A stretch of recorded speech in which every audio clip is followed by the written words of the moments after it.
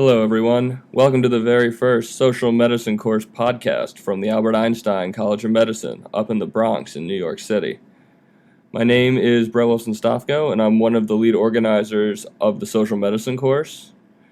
The Social Medicine course is a student-run lecture series that was founded in 1996. The course focuses on social factors such as economics, politics, and racial components that contribute to health disparities in communities throughout the world. For our opening talk this year, the spring of 2014, we have Robert E. Fullilove, Associate Dean for Community and Minority Affairs and Professor of Socio-Medical Sciences at Columbia's Mailman School of Public Health.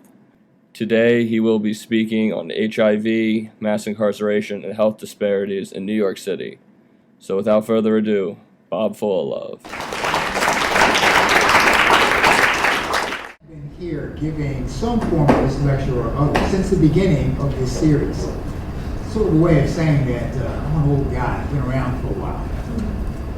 In 1986, at the University of California, San Francisco, Mindy Fullilove and I started doing HIV/AIDS research. As one of the classic exemplars of health disparities, HIV/AIDS has grown over the years to be one of the prime ways in which we get to understand how community, social, and personal dynamics create a healthcare nightmare that many of you are going to be living with, especially if you are fortunate enough or unfortunate enough to stay in New York City. Part of what I like to do in talks like this is give folk a sense of history, because it's one of the things that is most lacking, I think, from modern American education. You all have grown up in a system where, for the most part, you're so aware of what's going on now. Your iPhones, your computers, your connections to the web give you such a stream of data about what's happening in this moment that it is completely natural that most of your thinking is directed towards the future. And for many of you, history began the day you were born. Anything the day before is kind of an abstraction. I, on the other hand, like probably is the case with most of your parents and grandparents, have that vision that comes with old age where you're as clear about what comes through 20/20 hindsight as you are trying to crystal ball gaze into the future. So when I talk about historical developments, it's because I've been around for a long enough period of time to see dramatic shifts in medicine in particular, and in the field of public health as well. And as a professor and dean of the School of Public Health, I'm very interested in showing how those two things combine and how much the history of the last couple of decades has created our view of health disparities. The view that you see in the literature, the view that you see espoused in many of the political policies that we put together. And it's also driving much of the research agenda that many of you will undertake if you go into academic medicine as part of your careers as physicians. So, one of the things I'm also aware of the fact is that as a doctorate in education, it is always difficult to have a conversation with medical students. One of the things that I learned early on in attempting to give a version of this lecture to medical students at Columbia in the College of Physicians and Surgeons was, for most of you, what really counts is what happens when a physician tells you about real world outside medical school. But you get a real sense of what it's like to be a practicing physician in the real world, not on TV. So most of what you're tuned to pay attention to are the things that give you some capacity to anticipate what your life is going to be like in a couple of years. And while it's always interesting to have a researcher who circles around medicine talk to you about what he or she does, it doesn't have the same immediacy, it doesn't have the same impact, it doesn't have the same force as a doc telling you, you know what you're going to see in the next couple of years. And then all of a sudden you're really all ears. So knowing that I at least ostensibly come from another culture, let me anchor myself in your culture. I am Robert Elliott Fullilove III, and I come from a long line of guys. My grandfather, Robert E. Fullilove Sr., was the son of a slave who apprenticed to a white physician in Tupelo, Mississippi in 1894 and started practicing medicine in Yazoo City, Mississippi in 1896. The tale goes that he practiced medicine for the better part of 62, 63 years, and the apocryphal tale they tell of him is that he died within a couple of hours of having seen his last patient. the patient that he saw on a home visit. His son, Robert E. Fullilove Jr., my dad, graduated from Howard University's College of Medicine in 1934. He practiced medicine for 52 years, basically in the city of Newark, New Jersey. And for those of you who are New Yorkers, Jersey is that body of land on the other side of the George Washington Bridge. A lot of New Yorkers don't like to admit that they even know where Jersey is, much less have you visited it. But my dad was a urologist practicing in a city that has, since the 1930s, always recorded rather high rates of sexually transmitted diseases. I'm fond of saying that gonorrhea put my 4 brothers and me through prep school and college. And when I asked my father about the irony of being a sexually transmitted disease doc with the last name full of love, he never quite got the pun. But at least you do. I was married for 30 years to Mindy Thompson Fullilove, who was a psychiatrist, who graduated from Columbia Physicians and Surgeons in 1978, who's just published a book called Urban Alchemy, which is a compendium of a lot of the work that I'll be alluding to in my talk today. But having been married to a doc for 30 years who was also a shrink, so that she could look deep into my eyes and fathom my every thought, trust me when I say I know something of the culture that you're going into. But more importantly than that, I know how it has evolved. I know how it's changed. But the notion that my father's most important skill was his bedside manner has little to do with the way you were going to be practicing medicine in all probability for the next couple of decades to come. And his view of sexually transmitted diseases was the view that I think was a real tension point for many folk in public health, because it saw the disease as the expression of a relationship between a pathogen and the risk behaviors of the individual. When I started doing HIV research in 1986 with Mindy Fullilove, the dominant theme explaining why blacks and Latinos were, even back then, overrepresented amongst the folk who were living with HIV, the notion was you had to understand something about their risk behaviors. You had to understand something about their worldview and why it is they made the choices that exposed them to the virus. And much of the research that was done under the rubric of, for example, the health beliefs theory, and much of the interventions that we put together all tried to focus on individual agency. How can I make you a condom user? How can I make you a better negotiator of sex?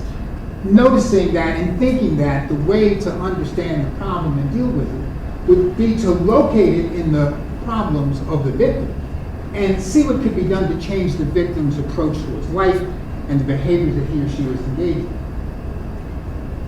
Then slowly but surely somebody started to point out, we have to understand something about the cultural and physical environment that people live in, because obviously that has a lot to do not just with what they're exposed to, it has a lot to do with their own sense of agency.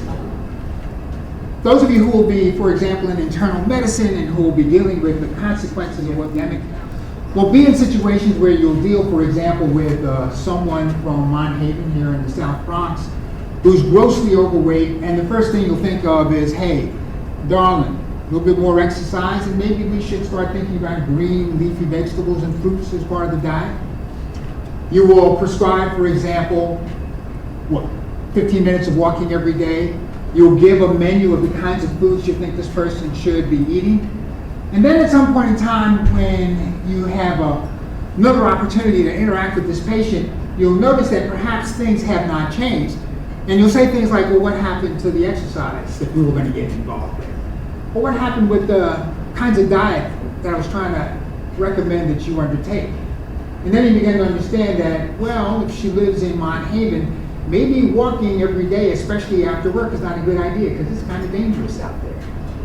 And maybe she lives in one of those areas that we now qualify as a food desert, so that access to the kinds of vegetables and fruits that are so much a part of a good diet simply aren't available to her.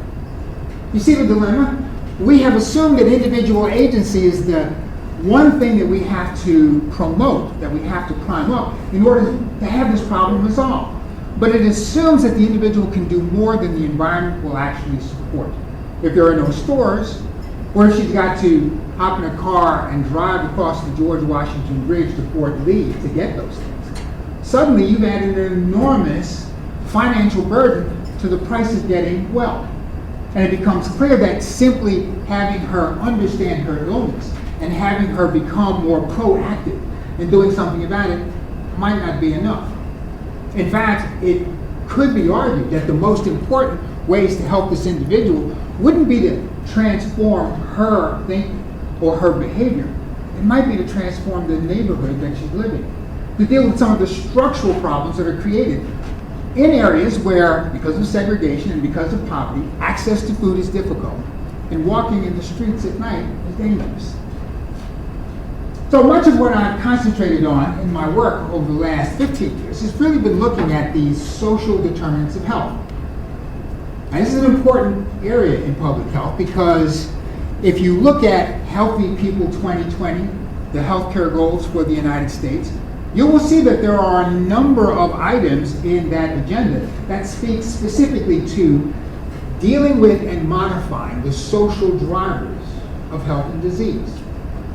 And the more you start to think about what it's like to work here in the Bronx, where an understanding of those social drivers might be critical to whatever quality of care you're able to create, the first thing that I think you're likely to confront is the ways in which the neighborhoods where you work have been transformed by one important public policy: mass incarceration. I think it's important to understand that the 66 prisons here in the state of New York have a population that comes almost exclusively from the neighborhoods where you're going to do work here in New York City. 71% of the prison population in those 66 prisons comes from 7 neighborhoods in New York. And those 7 neighborhoods happen to be the neighborhoods that have, amongst others, the highest background seroprevalence of HIV. Interesting. How did that happen? And how did it happen that the state of New York, for much of the 1990s, housed between 25 and 33% of all the inmates in the United States who were living with an HIV infection? Which meant that in these prisons, you had a concentration of HIV that was 5 to 7 times what it was in the general population of the state of New York.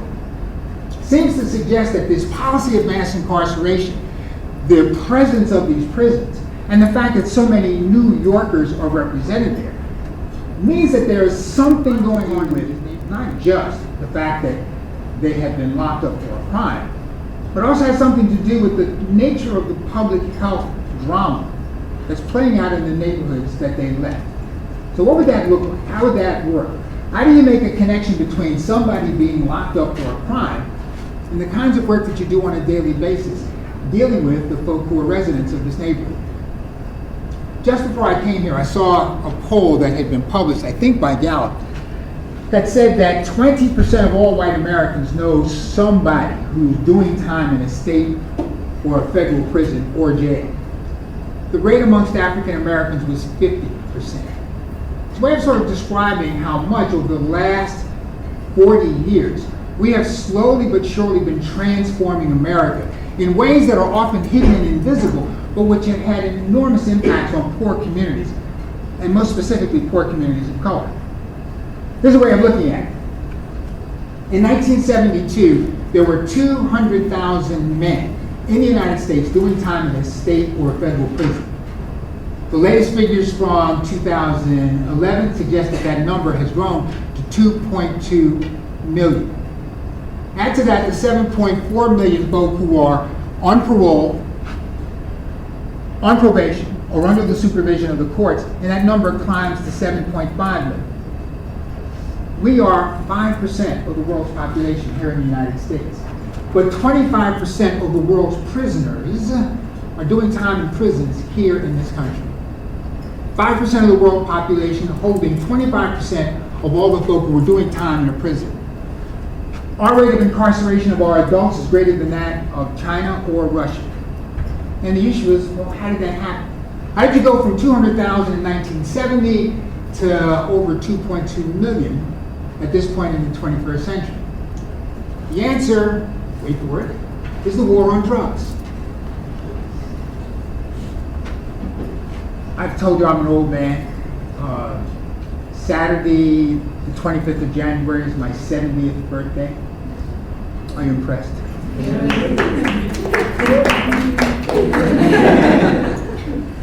That means that I bridged that era between the 1960s when everybody was smoking weed and getting high, to a point when in 1970, Richard Nixon gets up before the American people and says, drugs are public enemy number one. Very concerned not just about recreational drug use amongst college kids and students in medical school, much more concerned about trafficking in heroin and in cocaine, and especially the way in which it seemed to be driving crime in urban America. So after the Declaration, the 1970s saw the creation of the Drug Enforcement Agency. The war on drugs begins. Here's how you can sort of understand that in the context of the HIV epidemic. HIV virus, we discovered in 1981 when, what happens? A bunch of folks show up with Kaposi sarcoma and pneumocystis pneumonia in Los Angeles.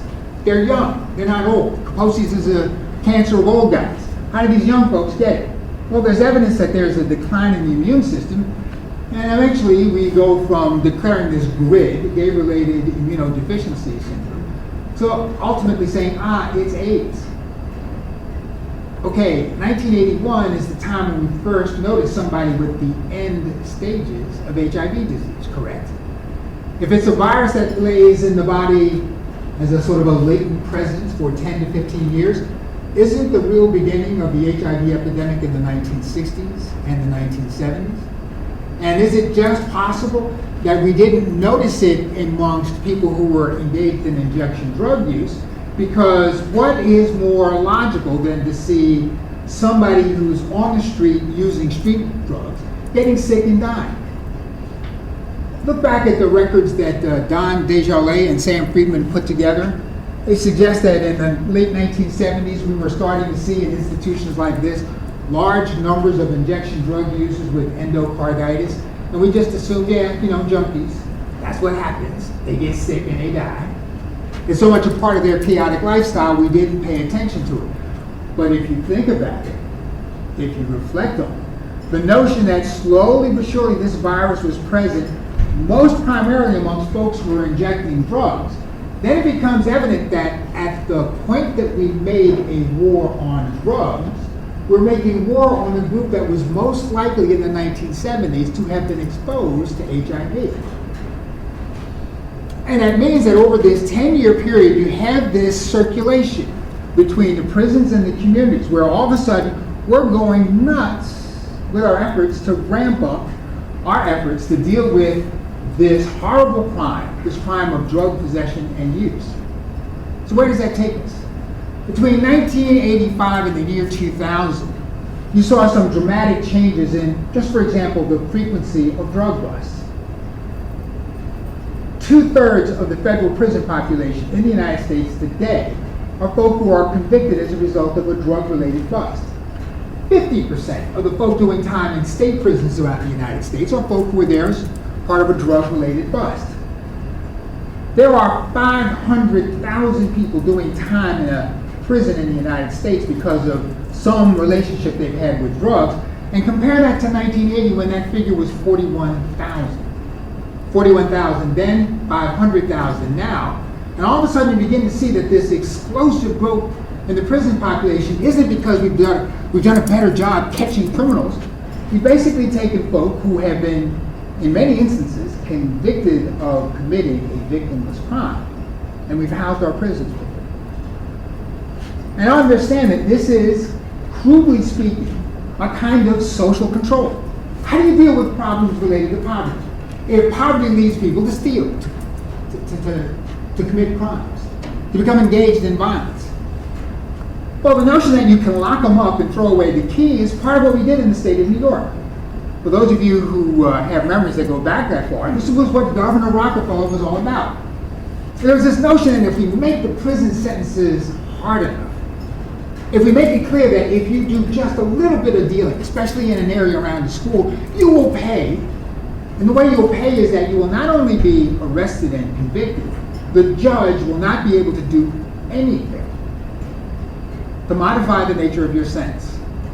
Which means that if you're caught with slightly less than a gram of cocaine within 500 feet of a school, you could do 25 to life. Whoa. Now, we're professionals in the areas of medicine and public health. Even back in the 1970s, while it was clear we could not cure drug addiction, we didn't know how to treat it. We did know what we could do to help people who were addicted to these substances lead relatively stable lives. If we were in the midst of a problem that made drugs public enemy number one, then perhaps a public health solution would have been to expand the nature of our treatment facilities and do the best with our science to figure out how to help people get beyond the monkeys that are on their back. But we decided instead that it was a criminal justice issue. So instead of putting it in the hands of doctors or public health professionals, we put it in the hands of the courts and the cops. And we suddenly had this explosion in the size of our prisons. And the nature of the social control that has been exercised as a result has a lot to do with the health disparities that are at the core of this talk. 40% of all the people doing time in the state or federal prison are African American. Another 22% are Hispanic. That means that 2/3 of the prison population in the United States is black or brown. These are folk who are poor, largely, but not exclusively, illiterate. Folk who come from neighborhoods where crime is basically the way they're going to make it in life. And as a consequence, we've suddenly seen a dramatic transformation in the neighborhoods where these folks live. Now, I, in my writings, have tried to point out that this fascination with the war on drugs and our commitment to mass incarceration is what really drove the HIV epidemic. And it did so in two ways. Number one, it created a cyclic pattern between the prisons and the community. So that for the folk who got out on lesser bids, if you weren't exposed to HIV in prison as a result of your sexual activity or your drug use, and look at the surveys, you'll see that there's a lot of that going on, a lot of both of those things going on, then the likelihood would be that you got exposed in the community. And if you were released from a prison in the state of New York, you had about a 70% chance of going back within 2 to 3 years. Talk about that in a second. So all of a sudden you had this pattern. Between the prisons, the community, then back in the prisons again. Roughly half of the 2.2 million folk who were males were doing time in state and federal prisons of folk who've already been in prison before. They're not charity, they're not new. So not only is it a cyclic pattern, it's a cyclic pattern in which folk who've been there before go back. So what does that do to the communities that they're in? When I started doing HIV/AIDS research at Columbia with Mindy, we were in Washington Heights at a time when Washington Heights was boasting the highest homicide rate in the city of Manhattan. Highest homicide rate because with its presence near the George Washington Bridge. For those of you who are not from New York, Washington Heights is that area above Harlem, between 155th and, say, 203rd Street. And the presence of the George Washington Bridge meant that were you to walk the streets at night, 2 o'clock in the morning, 1990, you would see cars with drivers who had license plates coming from Virginia, DC, Boston, all over. And they were there because they were buying cocaine.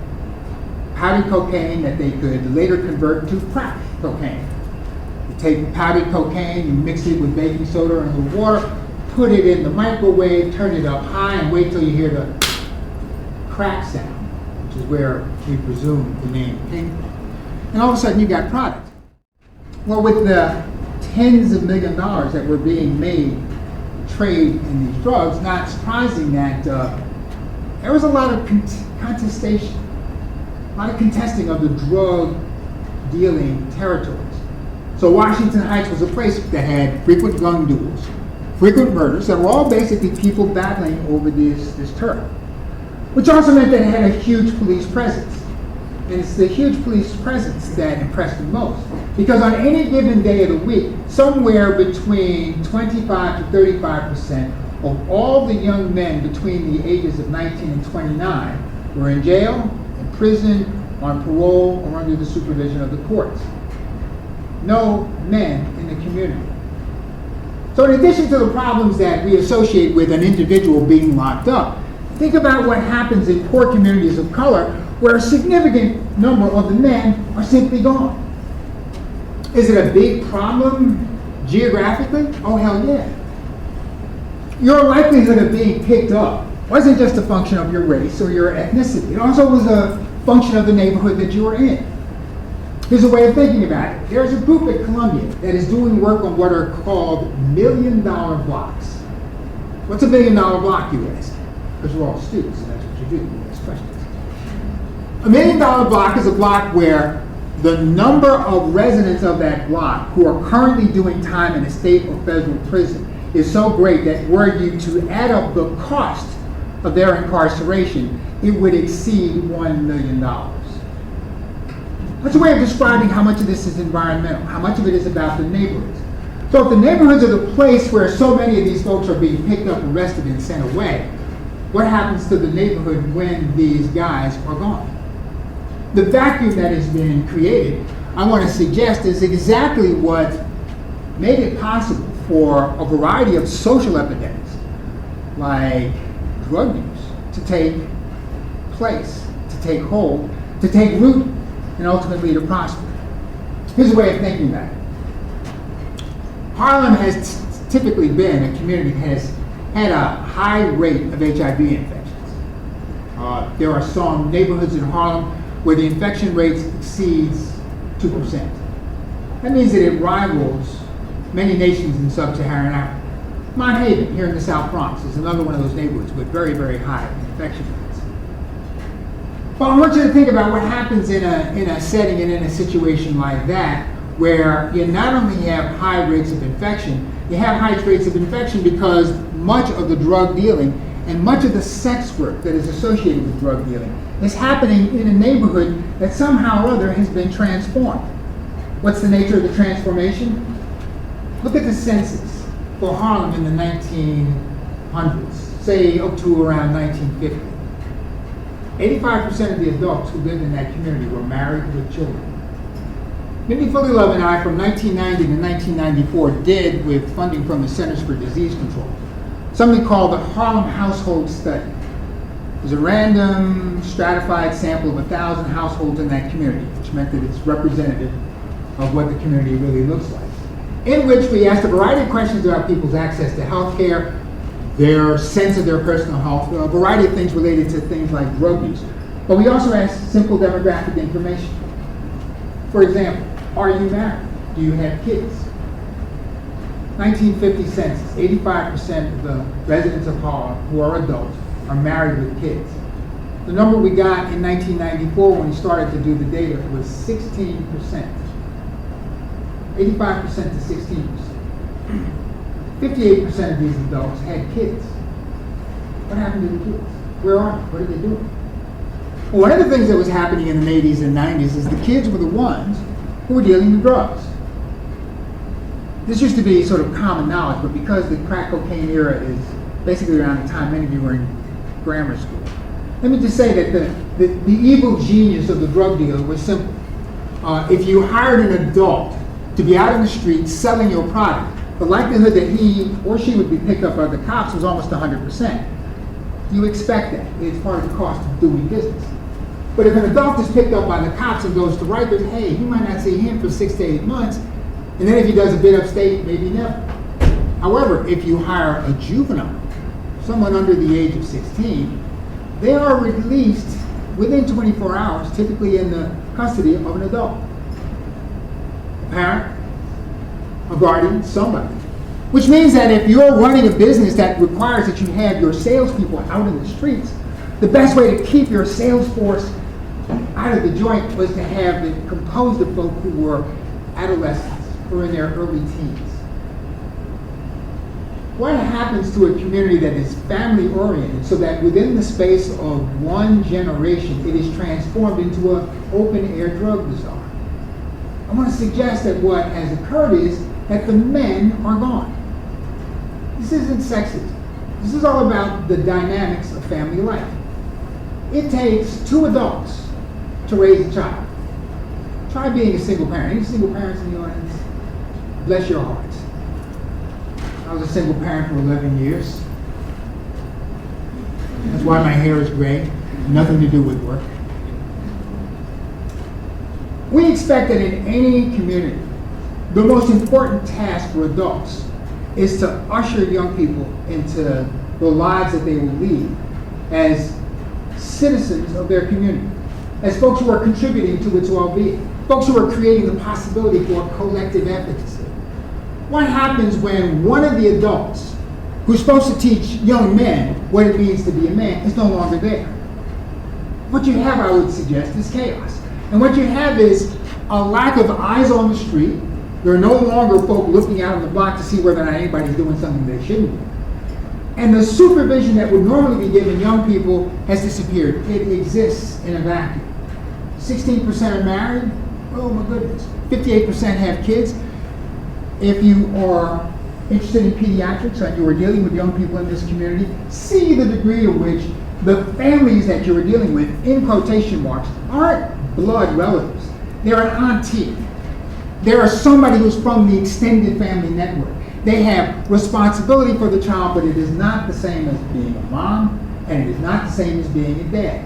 And I want to suggest that the biggest damage that the war on drugs did, and this policy of mass incarceration, was so decimate the life of the community by taking so many men away, that the social structures that are so absolutely essential for raising young people into adult life simply disappear. And in the chaos that ensues, of course you would have widespread drug dealing and the perfect ecological niche for a virus like HIV. And I'm just saying it's not just that the men are missing. When they come back, they are no longer citizens of the United States. They belong to some murky underclass, because conviction of a felony in the United States means you have given up your rights as a citizen. Now, in the state of New York, you can basically done parole to get your right to vote back. And many of the rights that we take for granted will also be present for you as well. But there are 7 states in the United States where 1 out of every 4 black men has permanently lost the right to vote because he's carrying a felony conviction.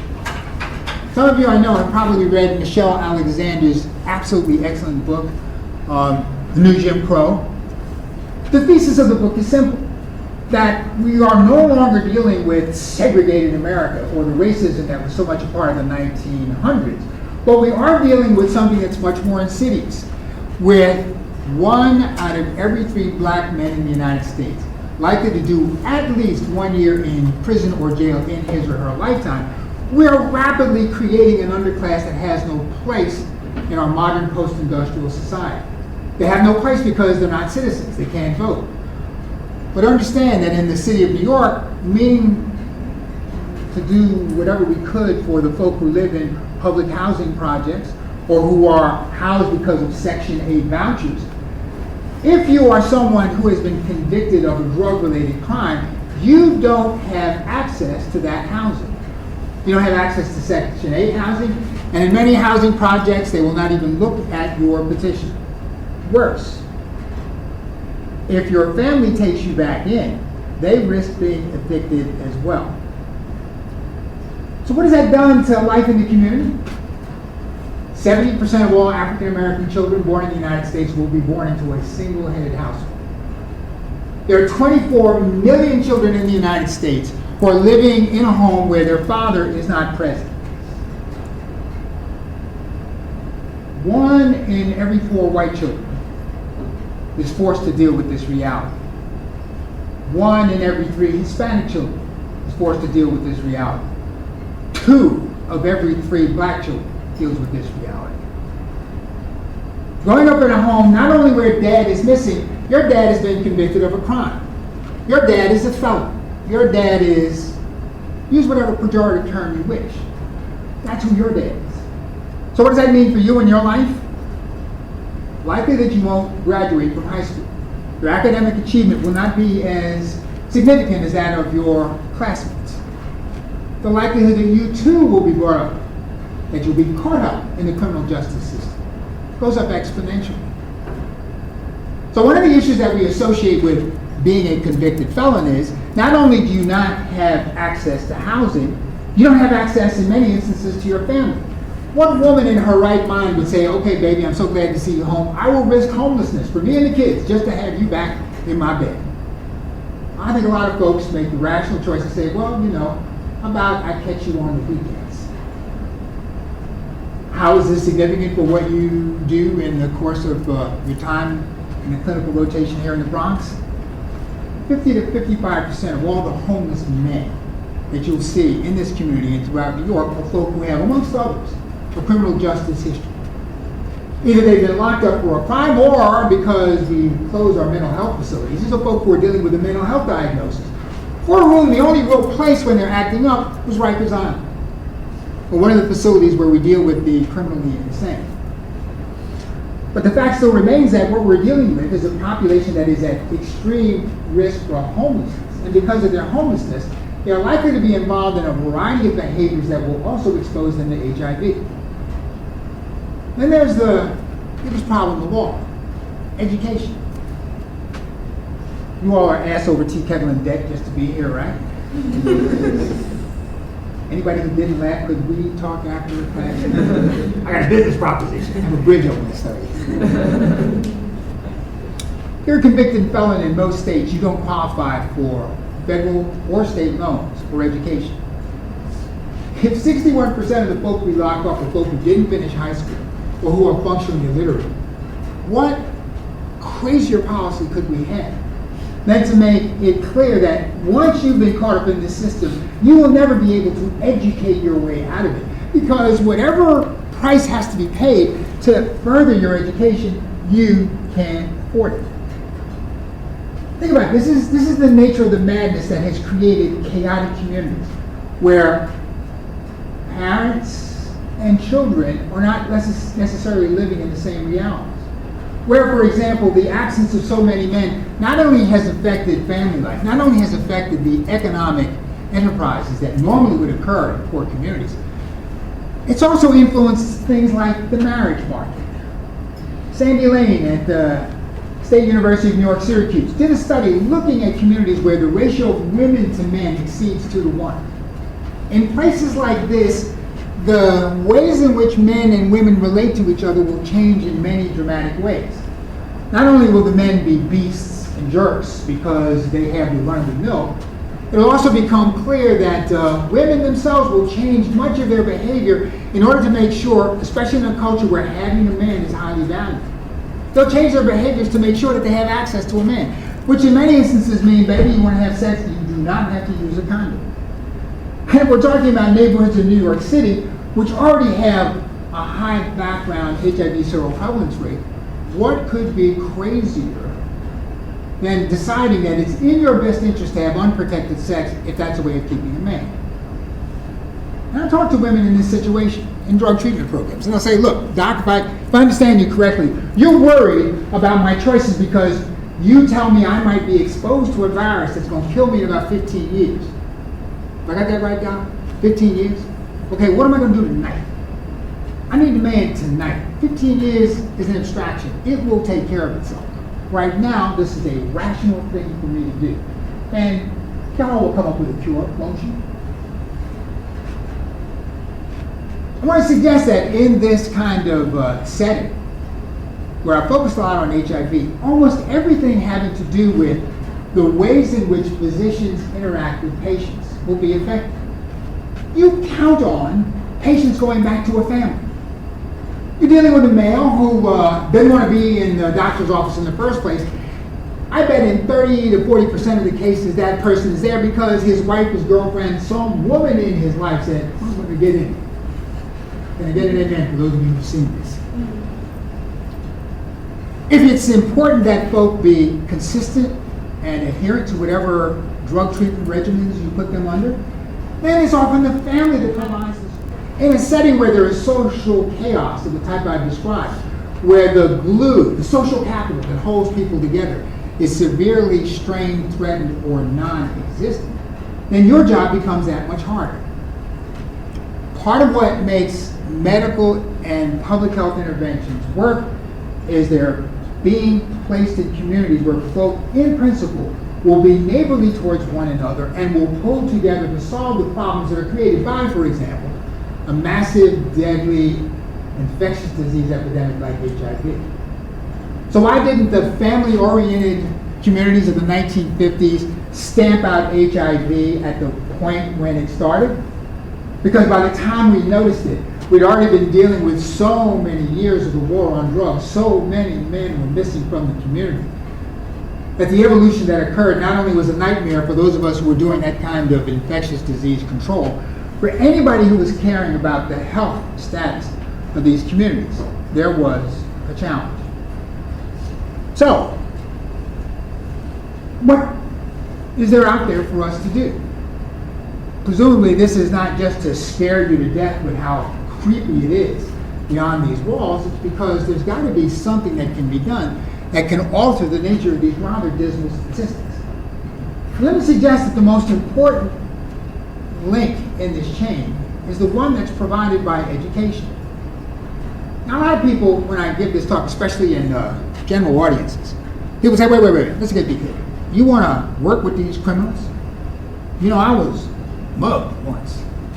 Or I was a victim of a robbery.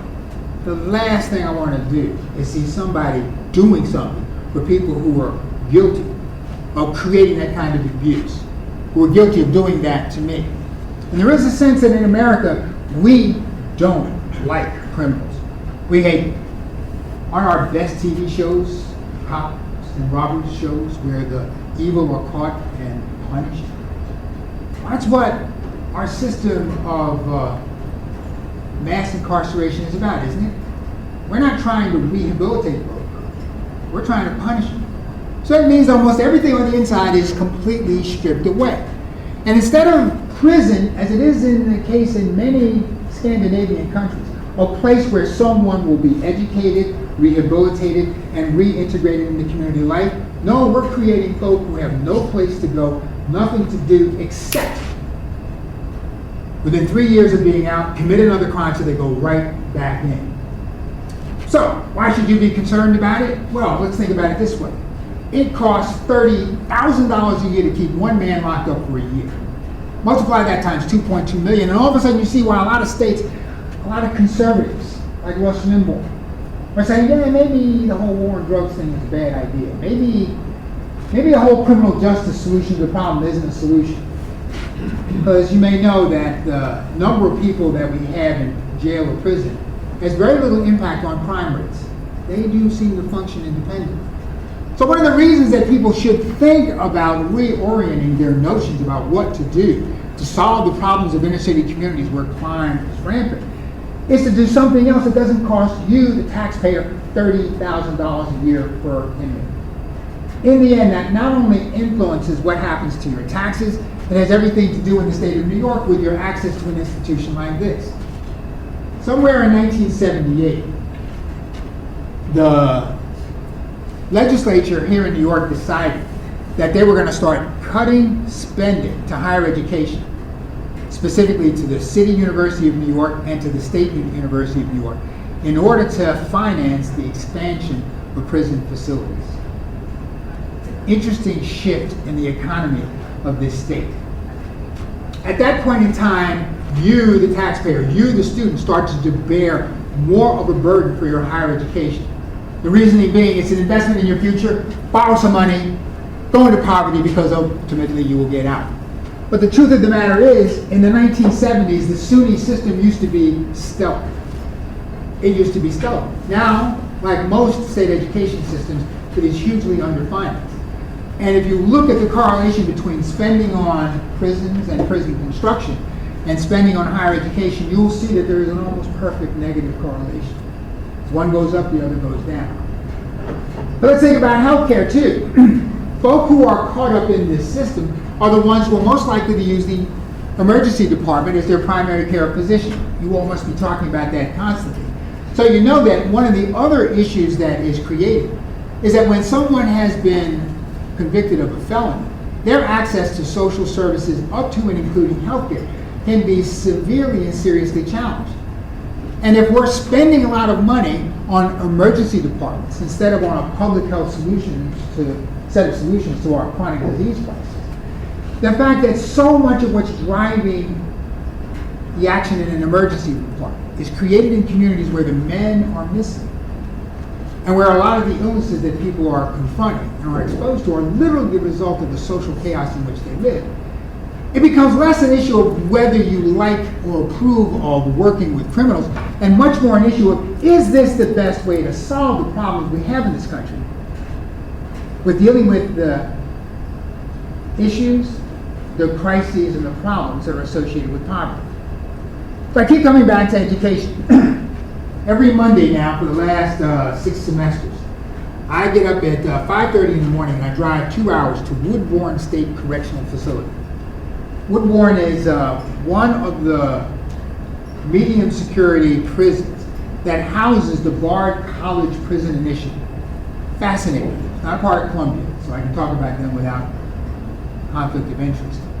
For the last 13 years, Bard College, this lovely little private liberal arts college on the Hudson somewhere, has been sponsoring AA and BA degree programs in 6 state prisons in the general area of Woodbourne, that is to say Ulster County and Sullivan County. I am teaching a series of courses on public health. I am teaching these courses to folk who are not like the 61% I alluded to earlier. These are folk who could be and should have been sitting where you're seated now. These are honest to God college students. They've passed entrance exams, they've had interviews, they've done writing samples. They are real students. And the notion is that if they can be awarded a BA or an AA degree while they're on the inside, the likelihood that they'll be part of the recidivism statistics that I cited earlier vanishes. Goes from 70% to less than 10%. And the idea is that with these students, I suddenly, for the first time, I've been teaching since 1964. I'm coming up on 50 years of doing this stuff. All of a sudden, when I walk into a class after having assigned all kinds of readings, they've read the stuff. Not only have they read the stuff, they're not respectful, adoring. It was like, no, doc, wait, on page 30, what the hell is that? Talk to me about this. I mean, it's the first time I've really experienced education where I think it's really supposed to go down. All of a sudden, you are opening up a new world of folk. Whatever is in the past is definitely in the past, but it becomes very, very clear that for a lot of people, what they didn't do as young people, and in many instances they got caught up in something stupid and found themselves doing 25 to 30-year bids, they're suddenly seeing the possibilities for what can only be described as a kind of a rebirth. My notion is that if we ever figure out how to get the kinks out of the Affordable Care Act, these are the folk who will come back to you here in the Bronx talking about how to recruit folk in neighborhoods who are currently living without health insurance to become part of the folk, to become part of the enrollees. And why would I have them do it as opposed to you guys? Well, we can't afford you, number one. But number two, for a lot of the, quote, hard-to-reach populations that these people are a part of, getting to that population, walking the walk and talking the talk, is what I think will ultimately really make everything that was envisioned in the Affordable Care Act real. These are guys who are really clear when they get out, they are willing to do whatever is necessary to build up communities that they, at least in part, were responsible for tearing down. They are motivated, they are ready, and it seems to me that in general, the education to prison pipeline is the one area where all of us has an opportunity to have an impact. All of us. Because if anything has transformed American life in this economy, it has been our ability to provide universal access to educational opportunity. That we have denied that opportunity to a group that will, for all intents and purposes, always be on the sideline unless something concrete is done.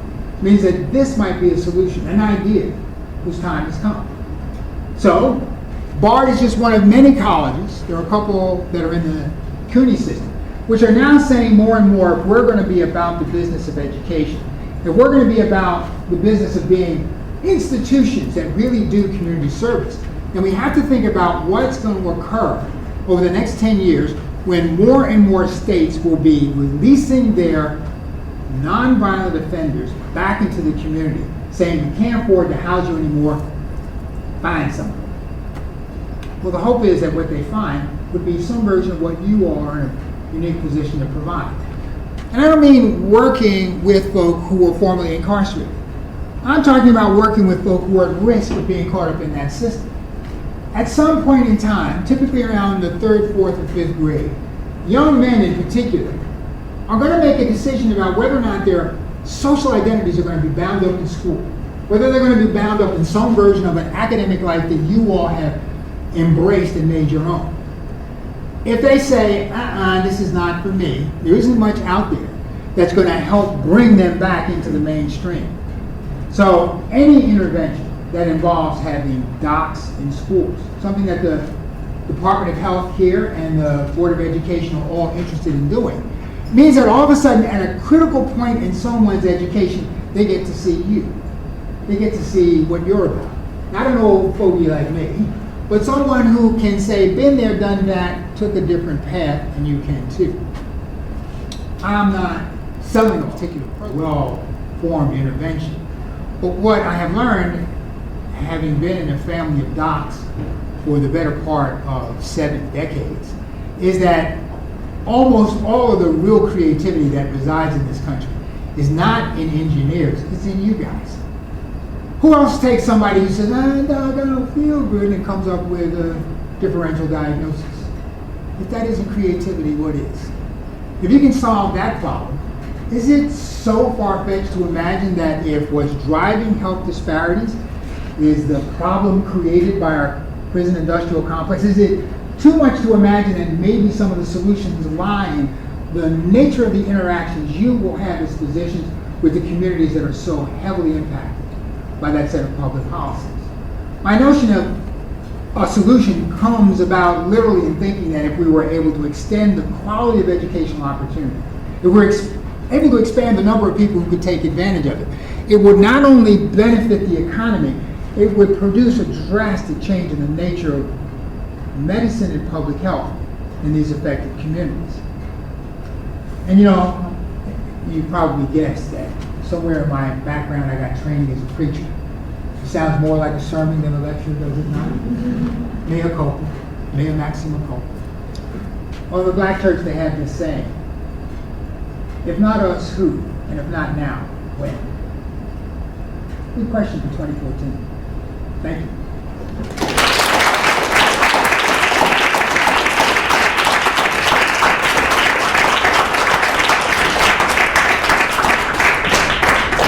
So that was supposed to be provocative. I saw a couple of you go there. Questions, comments? Before you eat, they tell me they're not going to feed you until. How is the prison policy responding to the HIV transmission piece of the cycle that you talked about? Pace. Let me be clear, New York State is, as far as I can see, really out of Vanderbilt in any one of a dozen different ways. Prisoners concerned about AIDS, education, AIDS, THC, whatever. They have a program that is sponsored by inmates that is present in maybe half of the current medium and maximum security facilities where inmates, prisoners, are trained how to do HIV risk assessments, how to do the reading of HIV tests. They're about counseling and education, and that's the C, counseling and education. Prisons about AIDS counseling and education. And I did the World AIDS Day presentation at Green Haven Prison, which is up in Ulster County. It's one of the scariest places you ever want to be in life. And I gave a talk about the HIV/AIDS epidemic in Black and Latino America to about 150 prisoners. And it was very, very well received. And they had extraordinarily good questions about cure, about vaccines, about risk behavior, I mean, part of what they've done is understood that an occupied inmate is a safe inmate. One of the big things that governs what happens in a prison is the superintendent is just concerned about safety. He doesn't want anybody getting hurt because you've got a lot of dangerous individuals locked up, and you want to make sure that whatever else is going on, the conditions of their confinement don't lead to problems. Well, it turns out that when you have almost any kind of educational activity, it is a way of directing the energies of both intellectual energies and otherwise. And that does create a kind of a calm in the population that they have seen is of great benefit to them. So they are pushing these programs. It doesn't cost them any money. They bring in somebody like me to give a talk of the type that I gave. People are inspired to learn more about what they can do, both there and in the communities to which they'll return. And I think in the end, as more and more systems of incarceration in states throughout the U.S. pick up on this model, you start to see a pretty important change in what's happening. But the biggest thing that the prisons are doing in a lot of states is just simply letting people go. And that is the real problem. Because what we're seeing is that somebody who was treated for HIV while they're on the inside has probably got the best quality of medical care we're able to offer in the United States. I mean, after all, it's directly observed therapy, isn't it? I can tell whether or not you're taking your meds. And I can see dramatic drops in viral loads and what have you. It's when you get on the outside and you got to connect to a provider. You got to connect to housing and to whatever other social support you're going to need to pay for this new life. That's when things start to fall apart. And a number of studies recently have pointed out that the delay between picking up on a set of antiretrovirals for which you have a prescription at the point that you're released, the delay can be as much as 6 months.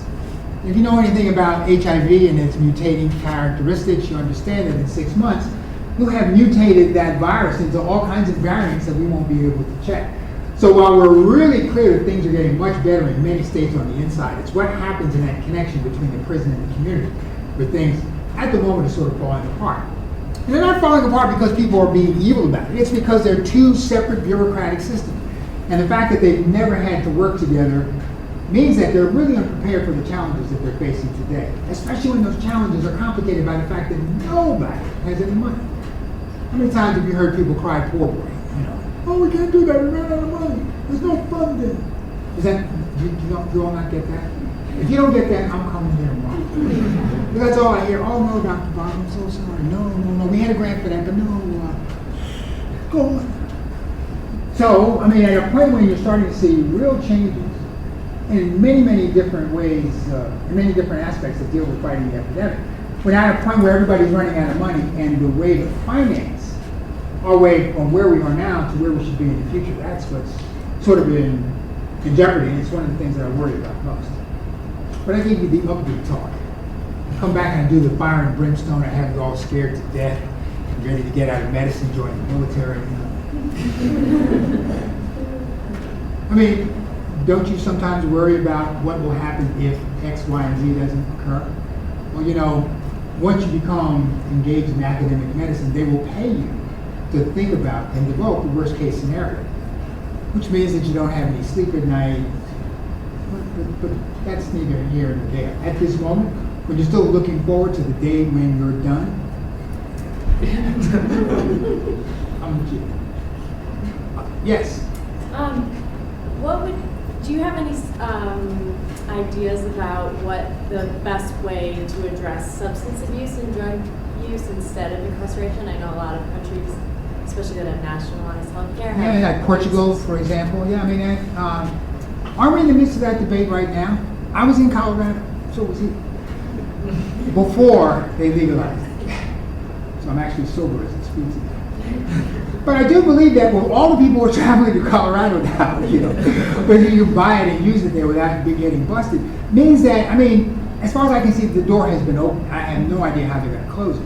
That means that we're about to go through a variety of interesting debates about whether or not making illicit substances available won't change much of the pattern that I just described. If you don't have to have a criminal empire in order to make this stuff available, what would that do to all of the incentives that are out there to have people get into that life because it's a way of making money? I think if you take away in a capitalist economy like ours, if you take away the economic motive, I think a lot of the problem starts to disappear. And isn't that what they've seen in places like England, where when they legalized access to heroin, all of a sudden you have a plateau of the number of new heroin users. I mean, if you've ever been in any of the debates that people have had about syringe exchange programs, It used to be where people were so worried that if you made needles available free, then everybody would start to use a drug. It's like, oh my gosh, look, here's a clean syringe. Quick, let's find some heroin. As you know, it doesn't work like that. My sense is that you're going to get a lot of people, medical users of marijuana, are going to say, hey, look, I'm sorry, you can't cut this off. And then when it becomes clear that you can tax this stuff and make a fortune, states that are screaming because they're really unable to balance their budgets are going to say, well, you know, maybe we can sell a little weed on the side. Those are the scenarios that I really enjoy, but I think that's going to change the nature of the debate.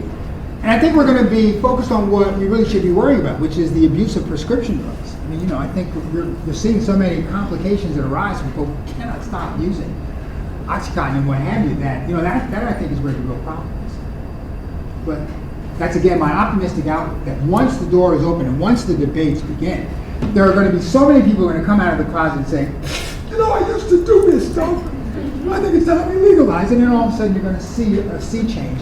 Not just in the patterns of use and abuse, but you're also going to see changes in the criminal justice engagement in all this stuff, which I think would ultimately be the debate.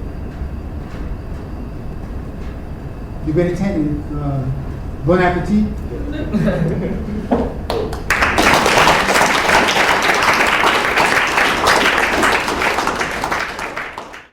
Well, on behalf of the social medicine course, thank you so much, everyone, for listening, and thank you, Bob, for giving a great talk. I'd also like to thank the other lead organizers, Becca Mon, Sarah Ruberman, Kyle Whelan, as well as our faculty advisor, Matt Anderson, and Marty Grayson, Albert Cooperman, and Martin Penn for all their help. We plan to post many more lectures, so subscribe to us and check out socialmedicine.org. Thank you all once again for listening, and always remember, imagination is more important than knowledge. Peace.